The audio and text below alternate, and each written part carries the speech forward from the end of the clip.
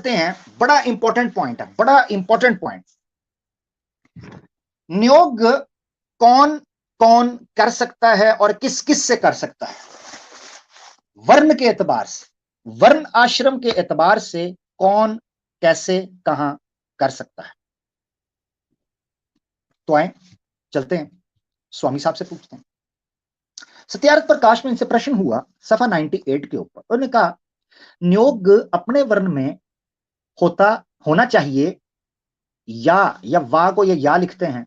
अच्छा, नियोग अपने वर्ण में होना चाहिए व अन्य वर्णों के साथ भी। सवाल पूछने वाला बेचारा मासूम है, उसने पूछा कि नियोग क्या सिर्फ अपने वर्ण के अंदर? वर्ण आपको पता है जात वगैरह को कहते हैं, जैसे ब्राह्मण है, क्षत्रिय है, वैश्य है, शूद्र है, इनको वर्ण कहते हैं। उन्होंने कहा कि क्या शूद्र जो है वो शूद्रों में ही करे या बाहर भी कहीं कर सकता है? नियोग कहां करना चाहिए उसको? तो उस पर स्वामी साहब क्या कहते हैं? स्वामी साहब कहते हैं अपने वर्ण में व अपने से उत्तम वर्णस्था पुरुष के साथ, अर्थात वैश्य स्त्री, वैश्य यानी वो स्त्री जो नियोग करवा रही है उसकी मिसाल दे रहे हैं। यानी वो कह रहे हैं, अब उन्होंने जवाब दिया, उन्होंने कहा कि जरूरी नहीं है कि सिर्फ अपने वर्ण में किया जाए, बल्कि शर्त यह लगाई कि अपने वर्ण में, अपनी कास्ट में और अपने से ऊंची कास्ट के अंदर करना चाहिए, नीचे नहीं। अपनी से ऊंची कास्ट में करना चाहिए या अपनी कास्ट में नीचे नहीं।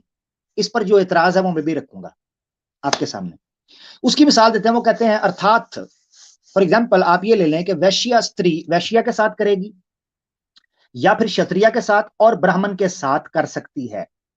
इसी तरीके से जो क्षत्रिय है वो क्षत्रिय और ब्राह्मण के साथ कर सकता है, क्योंकि देखिए वैश्य जो है उसके ऊपर दो कास्ट है, क्षत्रिय और ब्राह्मण, तो वो 3 के साथ कर सकता है नियोग, या औरत 3 के साथ करवा सकती है, या मर्द होगा जारी बात है तो वो सिर्फ 1 के साथ कर सकेगा, बल्कि 2 के साथ, मिड में आ गया। ये बड़ी अजीबोगरीब इनकी टेक्निक है कि जहां नीचे वाले की औरत तो तबाही फेर के रखती है, तबाही फेर के, मगर मर्द सबके मजे लेता है।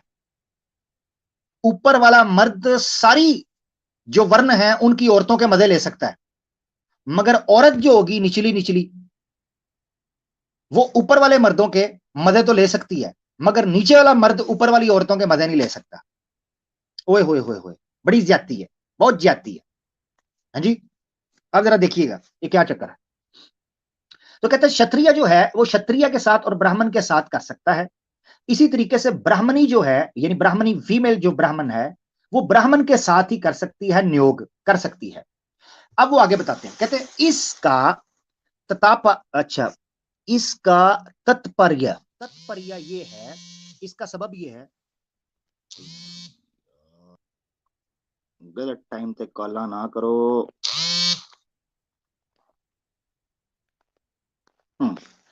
अच्छा, आवाज आ रही है मेरी? जरा बता दीजिएगा। अच्छा, वो इसका कहते हैं इसका तात्पर्य ये है, यानी इसका मतलब ये समझना चाहिए कि वरिया सम व उत्तम वर्ण का चाहिए।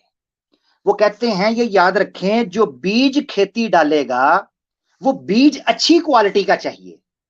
अब अच्छी क्वालिटी का पता कैसे चलना चाहिए?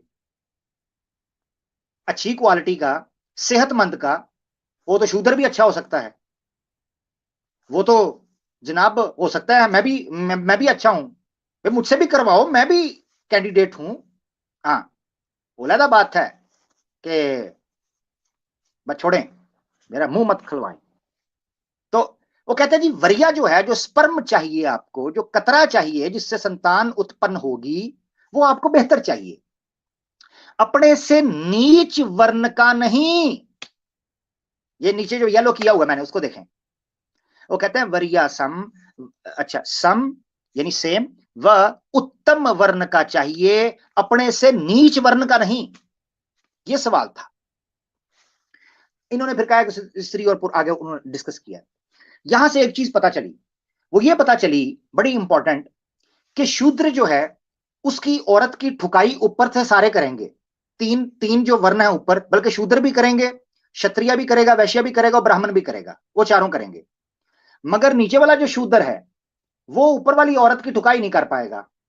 शूद्र तो उसको मिलेगी, मगर ऊपर वाले की वो ठुकाई नहीं कर पाएगा, उसके लिए मसला बन जाएगा।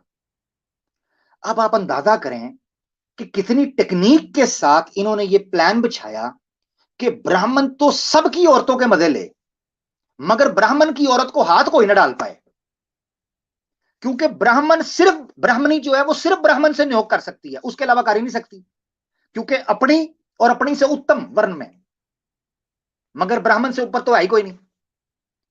तो ना क्षत्रिय का मर्द को ब्राह्मण के मजे मिलेंगे, ना वैश्य मर्द को ब्राह्मणी के मजे मिलेंगे, ना शूद्र को ब्राह्मणी के मजे मिलेंगे।